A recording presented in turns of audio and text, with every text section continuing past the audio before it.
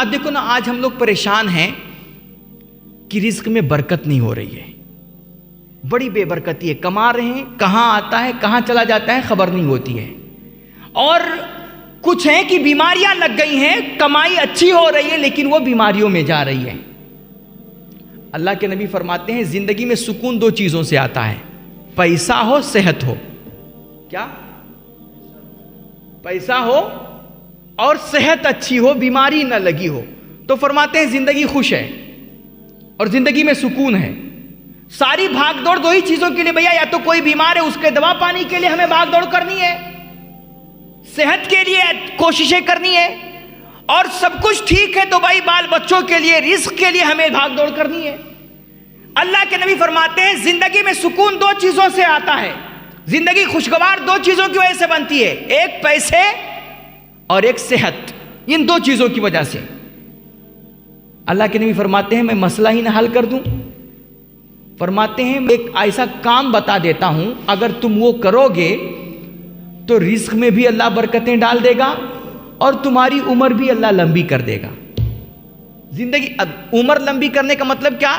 زیادہ دن تک کیسے جیو گے؟ جب ٹھیک ٹھاک رہو گے نا، صحت ٹھیک رہے گی تبھی تو، ورنہ بھائی بیماری لگ جائے گی، گھلنا شروع ہو جاؤ گے، اور 50-60 میں بہت زیادہ تو بس ختم معاملہ۔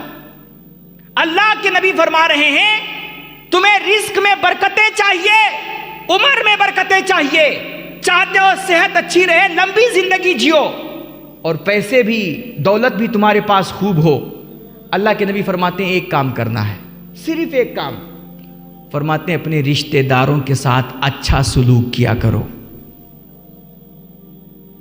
کونو مشکل ہے کیا فرما رہے ہیں؟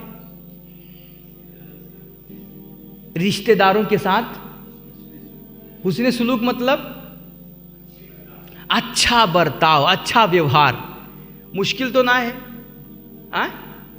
پاپڑ تو نہ بیلے کے، لیکن مشکل ہے۔ ہم لوگ تو وہ 12 برس کی بات یاد آتی ہے پھر ہمیں نا، کہ یہ ایک مرتبہ گالی دی نا ان کے کہ ہم کھانا کھا بھے، بہن بیٹی ایک بیاہ ہے کرے رہا تو اپن کھائی لو، ذرا سی بات لے کر کے ہم بیٹھے رہتے ہیں۔ میرے بھائی اس سے کیا ہوتا ہے؟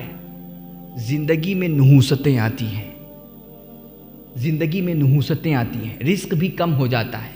اللہ کے نبی فرماتے ہیں اگر رزق میں برکت چاہیے، دولت میں برکت چاہیے، زندگی میں برکت چاہیے، میرے نبی فرماتے ہیں اپنے رشتہ داروں کے ساتھ، خاندان بھائی بہن کے ساتھ اچھا سلوک کیا کرو، ان کے ساتھ صلہ رحمی کرو، وہ کبھی نادانی کر جائیں کچھ پلٹ کر کے بول دیا کریں، معاف کر دیا کرو، نظر انداز کر دیا کرو، چھوڑ دیا کرو، جانے دیا کرو، اور یہ مت سمجھو کہ معاف کرو گے تو تمہاری عزت کم ہو جائے گی۔ ایک روایت ہے، اللہ کے نبی فرماتے ہیں، مفہوم حدیث ہے یا کم سے کم ایک قول ہے، فرماتے ہیں معاف کر دیا کرو اللہ کے بندوں کو، اور اگر تمہیں لگے کہ تمہاری عزت کم ہو رہی ہے تو آ کے عزتیں مجھ محمد سے لے لیا کرو، میں محمد تمہیں عزتیں دوں گا، معاف کیا کرو۔ اللہ کے نبی فرماتے ہیں رشتہ داروں کے ساتھ اچھا سلوک کرو، رشتہ داروں کے ساتھ اچھا سلوک کرو۔ بھائی بہن کا کوئی مطلب ہی نہیں ہمارے یہاں یار، ذرا سی بات پہ دشمنی، ارے ہوتا ہے ہر گھر میں، کہتے ہیں جہاں بھی 4 برتن ہوں گے ٹھوکر لگے گی، آواز ہوگی، چلو ہو گئی باتیں، ہو گئی تو میں کسی بات پہ، ہوتا اچھا بھی ہے کہ دل کی بھڑاس نکال دو، لیکن صبح اٹھ کر کے سلام کر کے بات ختم کر دیا کرو، یہ نہیں کہ بس اب ایک بات ہو گئی اس کو زندگی بھر لے کر کے بیٹھیں۔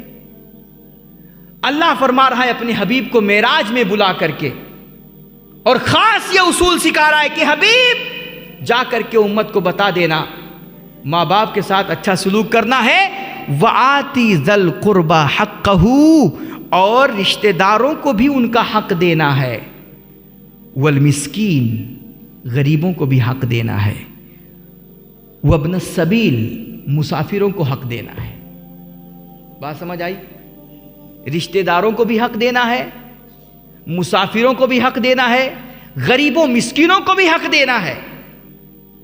اللہ نے نوازا ہے، 2 روٹی پکائے ہو، 1 روٹی خود کھا لو اور 1 روٹی کسی اللہ کے غریب بندے کو دے دو،